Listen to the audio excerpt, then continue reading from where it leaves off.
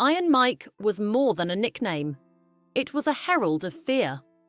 When Mike Tyson entered the ring, the atmosphere shifted.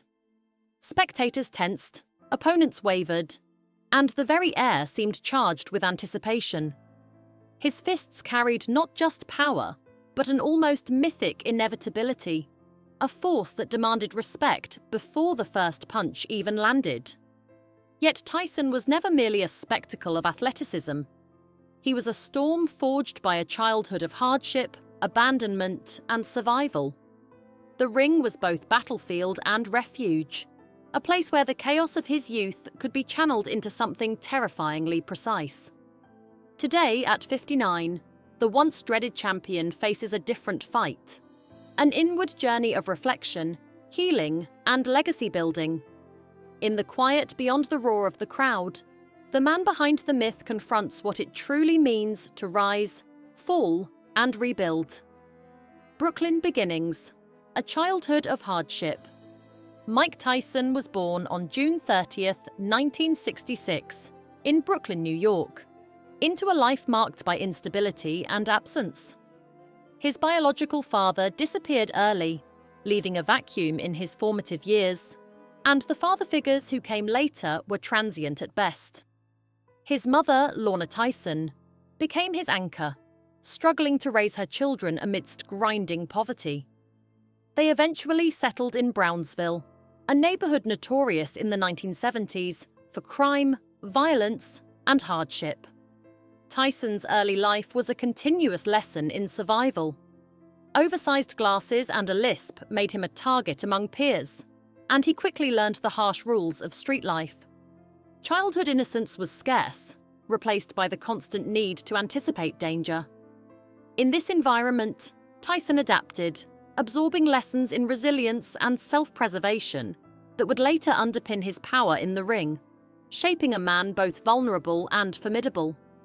Rooftops and pigeons, lessons in loss and power. Amid the struggles of Brownsville, young Tyson discovered an unusual sanctuary: the rooftops where he raised pigeons.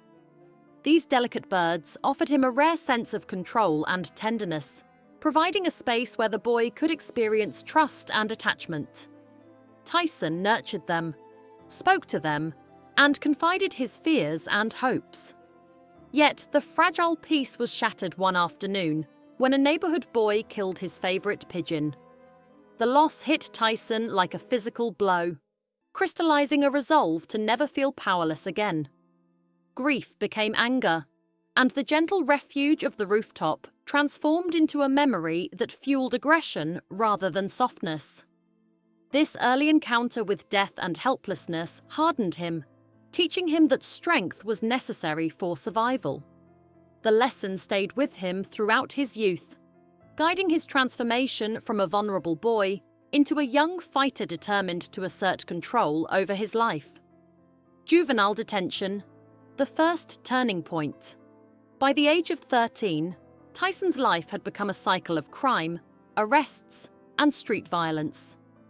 Nearly 40 arrests had marked his early adolescence, reflecting a world that offered few alternatives to chaos. In 1978, he was sent to the Tryon School for Boys, a juvenile detention center in upstate New York. The institution was cold and unyielding, a place that mirrored the harshness of his surroundings.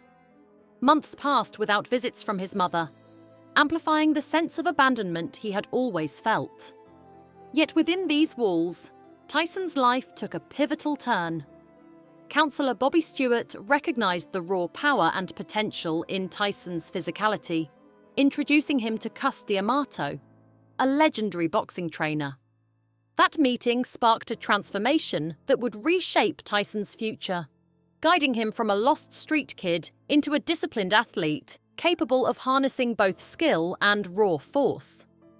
It was a turning point that would define his destiny. Cus D'Amato, discipline, mentorship, and vision. Cus D'Amato became more than a trainer to Tyson. He became a father figure, mentor, and architect of his future. In the dimly lit gym of Catskill, New York, the 14-year-old Tyson was told he could become the youngest heavyweight champion in history. a concept that seemed impossible to anyone else. D'Amato's guidance extended beyond boxing technique. He instilled discipline, focus, and a philosophy that channeled Tyson's anger into controlled power. Training was relentless. Pre-dawn runs, punishing sparring, and precise drills honed both body and mind. The peekaboo style that D'Amato taught him combined defense with explosive offense, turning raw aggression into strategic mastery. Under this tutelage, fear became fuel, and chaos found structure. The ring transformed into a space where Tyson could translate the turbulence of his past into authority and dominance. Through D'Amato's mentorship, the boy learned that unbridled strength was dangerous, but disciplined strength could be legendary. Meteoric rise. Youngest heavyweight champion. Tyson's professional career began in 1985, and it was nothing short of extraordinary. His debut fight lasted less than 2 minutes, and a whirlwind of knockouts followed. In his first year alone, he won 15 matches, often leaving opponents stunned and spectators in awe. On November 22, 1986, at just 20 years old, Tyson defeated Trevor Berbick to become the youngest heavyweight champion in history. His dominance only intensified as he unified the WBA and IBF titles and became the undisputed champion by 21. Tyson's 1988 91-second victory over Michael Spinks solidified his mythic status. The fear he instilled was not just physical, it was psychological. Opponents and fans alike felt the weight of inevitability in his movements, an aura that seemed almost supernatural. Tyson had transcended the sport, becoming a cultural phenomenon and a living embodiment of power and ferocity. The cracks appear, first defeat. Even in the midst of triumph, Tyson's foundation began to weaken. D'Amato died in 1985, just as Tyson's ascent was peaking. Other mentors and managers, including Jimmy Jacobs and Kevin Rooney, eventually departed. Into this vacuum came influences motivated by fame and fortune rather than guidance and discipline. Training routines shortened, focus wavered, and personal indulgences crept in. In 1990, Tyson faced Buster Douglas in Tokyo under these compromised conditions. The outcome shocked the world. Tyson lost in the 10th round, crawling desperately for his mouthpiece as disbelief rippled through the boxing community. The defeat was more than a loss in the ring. It was symbolic of what happens when structure and mentorship vanish. Even the most fearsome force can falter without a steady foundation. Tyson's aura of invincibility fractured, revealing the vulnerability hidden beneath the myth of Iron Mike. Prison. Reflection behind bars. Tyson's legal troubles culminated in 1992 when he was convicted of rape and sentenced to prison. For 3 years, he lived in a world removed from fame, distraction, and adoration. Prison imposed a stillness that had been absent in his life, forcing confrontation with choices, behavior, and identity. During incarceration, Tyson explored new dimensions of self-reflection. He read extensively, embraced Islam, and examined the roots of his anger and impulsivity. Stripped of the champion's persona, he confronted the human vulnerabilities beneath the legend. The experience instilled a profound understanding. Success without discipline becomes self-destructive. When he returned to boxing in 1995, Tyson regained titles briefly, but the aura had changed. Fans no longer saw a force of nature. They saw a man grappling with the consequences of fame, fortune, and unchecked emotions, adding complexity to a public narrative once defined by fear and power. The ear-biting incident. Rage uncontained. Tyson's volatility resurfaced publicly during his 1997 fight with Evander Holyfield. In a shocking moment, Tyson bit Holyfield's ear, a spectacle that became synonymous with his inability to control frustration. It was not merely an act of aggression. It revealed unresolved inner turmoil spilling into the public arena. The incident underscored that the battles Tyson had fought as a child, struggling with abandonment and powerlessness, were still very much alive. The ring, once his sanctuary, had transformed into a stage for self-sabotage and public scrutiny. Fans, critics, and commentators witnessed the collision of childhood trauma, anger, and fame. This episode reminded the world that behind the myth was a man still negotiating the complexities of his own psychology. Even legends are human, and even the strongest fighters are vulnerable to their internal conflicts. Wealth, collapse, and humility.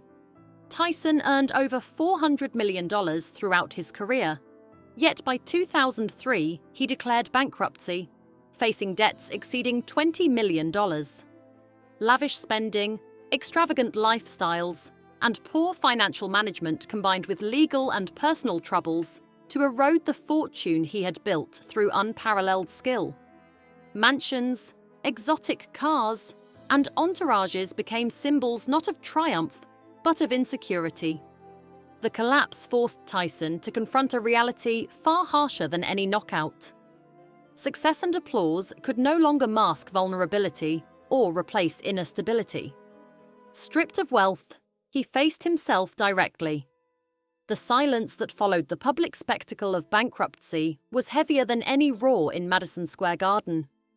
In this crucible of loss, Tyson began to grasp that identity is not defined by power, money, or fame, but by the ability to reflect, rebuild, and pursue a life of purpose beyond applause. Love, loss, and renewal. Tyson's personal life mirrored the turbulence of his public career. His 1988 marriage to Robin Givens ended under intense public scrutiny, emotional strain, and media sensationalism.